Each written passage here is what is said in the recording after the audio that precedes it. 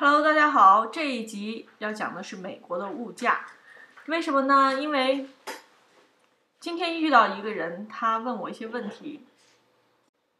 他问我说，中国的物价是不是特别便宜？理由是因为看现在很多东西都是 Made in China 的，然后呢，他就认为来自原产地，那自然你在中国买就会非常便宜。事实上，我告诉他是，如果你生活在美国的话，你实在是没有必要跑到世界的另一边去购物，因为美国的物价，我们今天就来看到底是什么样。我选取的地方呢是 Target 在美国的定位是比较中档的，也就是说它的东西不是最便宜的，也不是最贵的，你很容易找到比它便宜的地方，也很容易找到比它更贵、品质更好的地方。看一进门，先看到的是可乐，可乐是多少钱？3箱可乐12块，而且每一箱是12罐，就是正常的可乐易拉罐的尺寸。这个易拉罐的大小和中国是一样的。接着这边是卖蔬菜水果的，一包橙子3磅3块9毛9，橘子。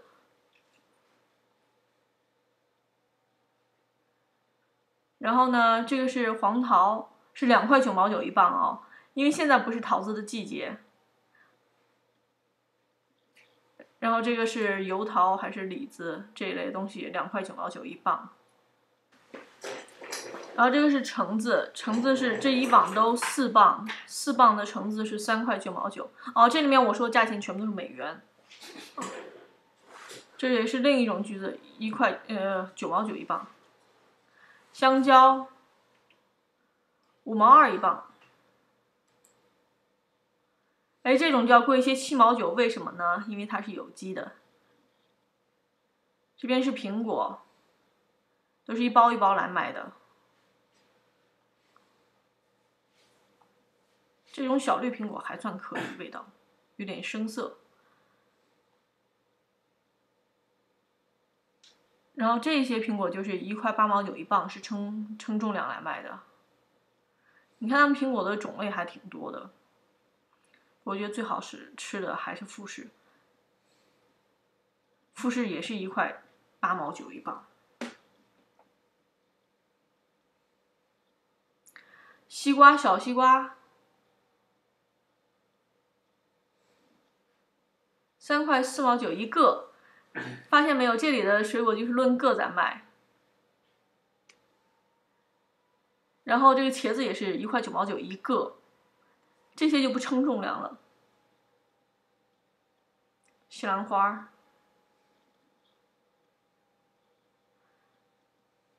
甜椒，胡萝卜一买好大一包，1块4毛9，这一包是2磅的重量。生菜呢都是洗好，就是回家可以直接吃的，这样一包一包的，一包也就是2、3块钱。这一区就是有机食品，它的价格就要比非有机的要贵很多。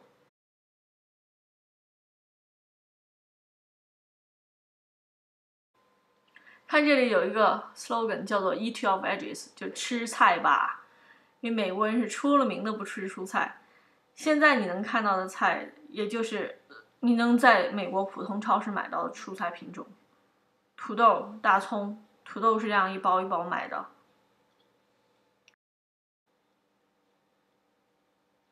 你看它不同品种的土豆的售价会不一样。不同用途的，像这种就是直接可以放到微波炉转一转的土豆，又需要贵一些。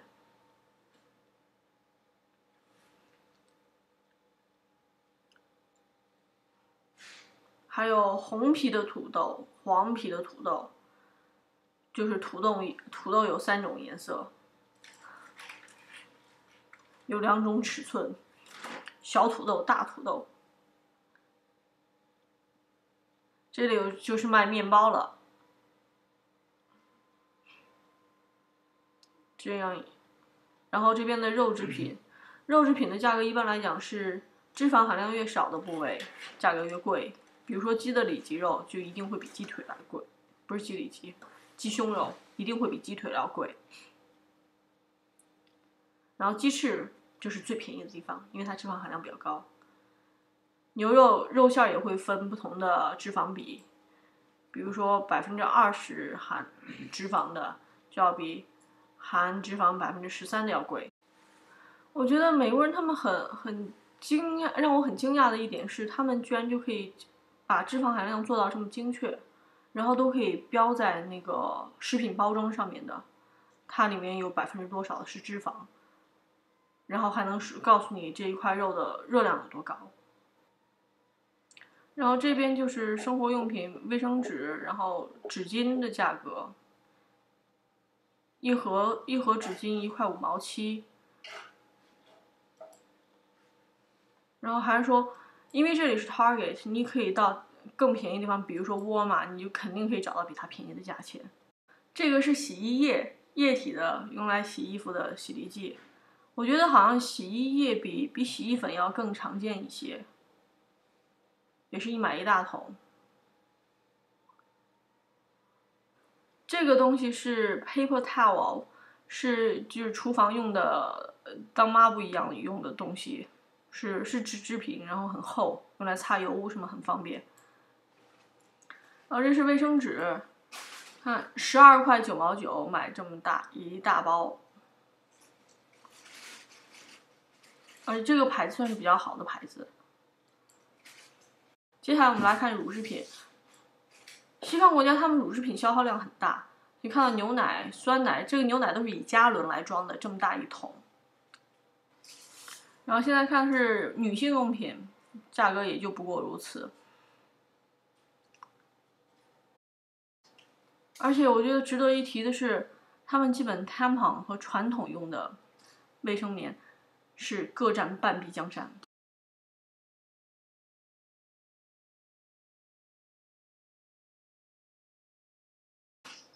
然后洗发水呢，其实包装和在国内买的也差不多，3块9毛9潘婷，就这样一瓶。无论洗发水和护发素都是差不多这样的价钱。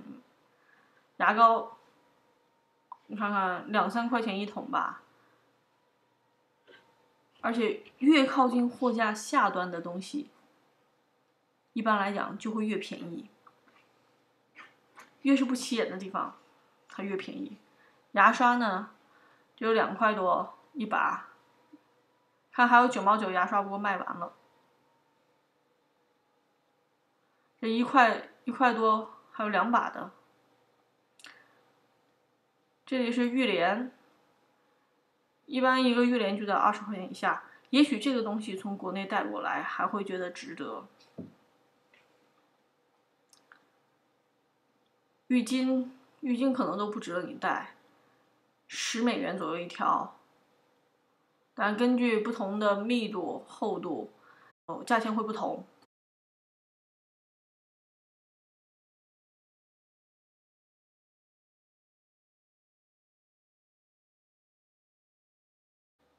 这个是撑浴帘用的杆子。这个你如果买的话，不但需要买杆子、买浴帘，还需要买上面的环儿。这些东西是我们刚来美国的时候，我还觉得很惊讶的一个东西，它为什么不放在一起卖？事实这些都就是分开卖的。上面的环呢，大概1块钱左右一包，当然也有贵的，就是做的好看的，就可以卖你到10美元左右。功能是一样的，所以有的是选择。然后这些呢就是窗帘，有不同款式的，然后价格大概也就是15块钱左右一条窗帘。还有被子，如果你是要来美国留学，也许被子、枕头这些东西是需要带的，因为你下飞机就是马上要用，你都没有时间，又因为时差的缘故都没有时间去买东西。但是如果你有地方住，已经约好有地方住，然后知道有这些东西可以用的话，来美国买也不一定就是很坏的选择，因为价钱真的是不贵。这是双人床的这种8件套，才$80的样子。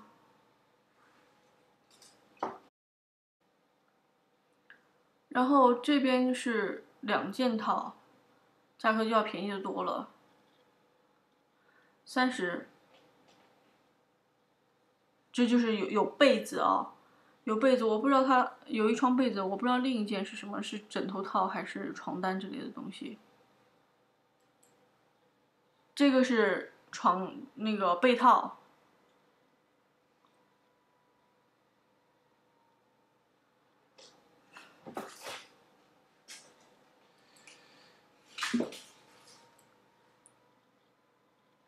这个是床单。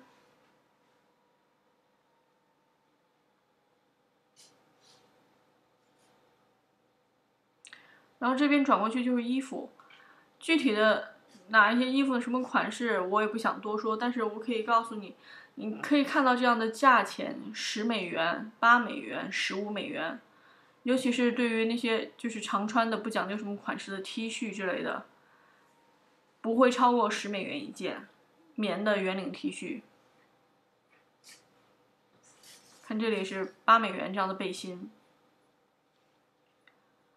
还是因为这里是 Target 的东西不会很贵，也不是最便宜的，它质量是中等的，所以我觉得它是对于美国物价是一个很有代表的地方，所以我选择在这里来采样。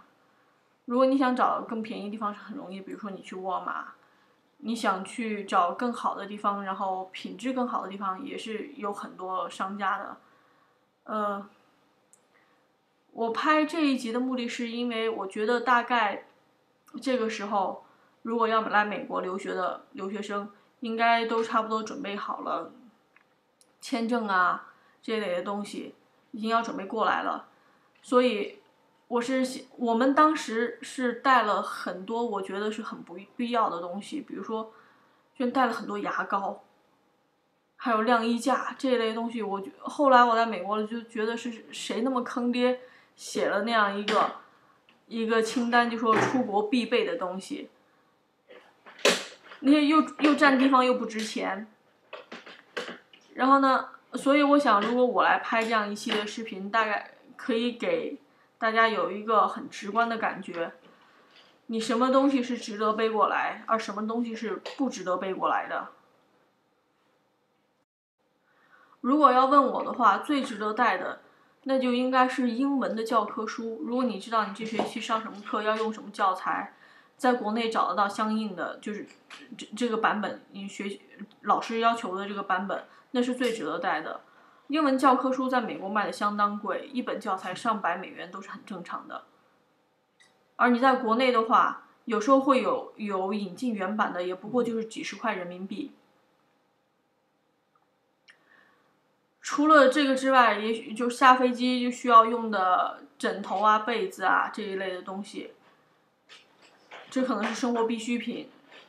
然后几件换洗的衣服，其余的，如果说你有没有什么为了出国需要专门买了然后带过来，你怕国外没，尤其是美国没有的，或者是和国内价格差别特别大的，我真的是很难想象，我想不出来什么东西。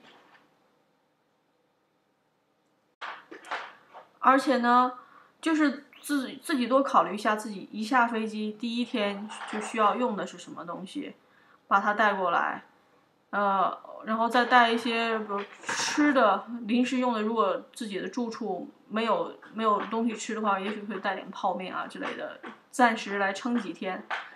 其余的生活用品，反正我这个价钱也拍得很清楚，都可以看，你可以看得到大概是什么状况。是什么样的价位？你自己觉得值不值得带？而且如果要问我的建议，你在出国之前需要准备什么东西？如果你签证什么已经办好了，我会觉得还有时间的话去学开车。你不一定要拿到驾照，但是一定要掌握开车这门技能。美国的城市，除非你去纽约市啊，其余的地方基本都是需要开车的。所以学会开车，你在美国考驾照会比较容易。然后呢，如果还有时间的话，就去学一学做饭。